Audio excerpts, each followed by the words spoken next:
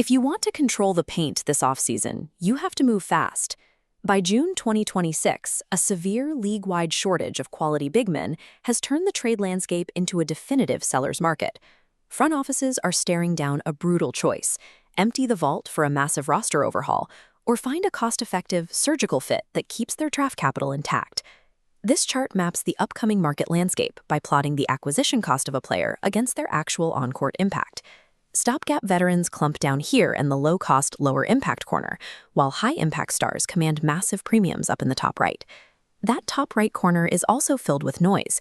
Waiting around for a franchise to collapse so you can pry away Anthony Davis is a paralyzing front office strategy. The same goes for Joel Embiid. Unless the Sixers completely reverse direction, dreaming about these names distracts from the actionable market. Winning this offseason requires dropping the superstar daydreams and executing trades based entirely on your actual cap sheet and available assets.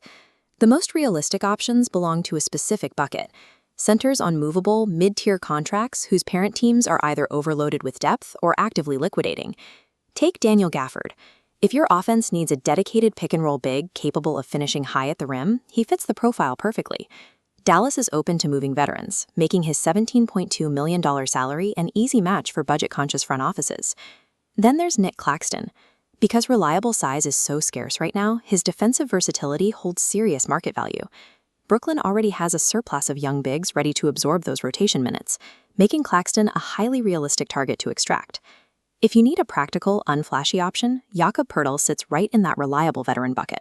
He's drawn serious interest from contenders like Boston and Indiana in the past, proving his exact style translates well to deep playoff runs.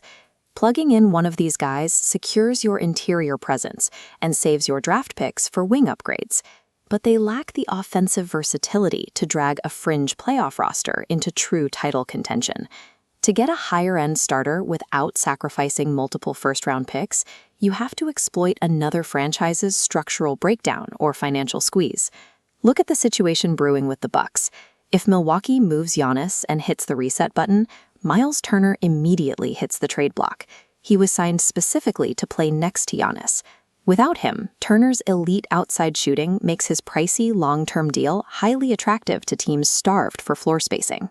Over in Cleveland, Jarrett Allen is available because the Cavaliers have a clear structural motivation.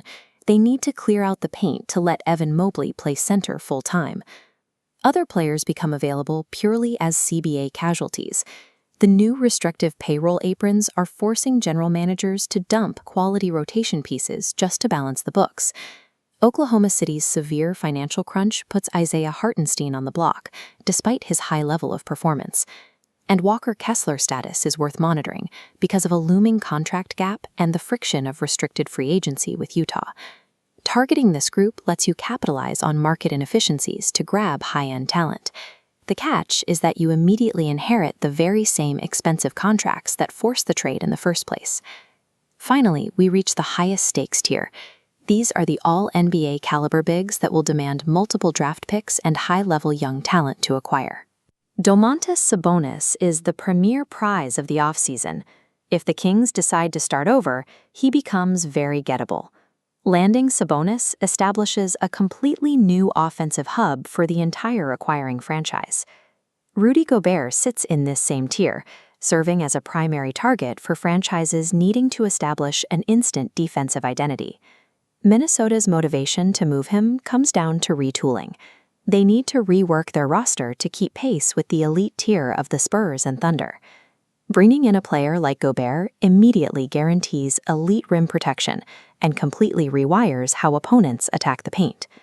Successfully trading for a big swing center forces your championship window open today, but it will completely bankrupt your future trade flexibility to pull it off.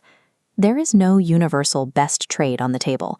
Success depends entirely on honestly evaluating your constraints and mapping them to the right tier of the market. This flowchart starts with one simple filtering question for any front office. Do you currently possess premium trade assets? If the answer is no, your path routes directly to tactical needs.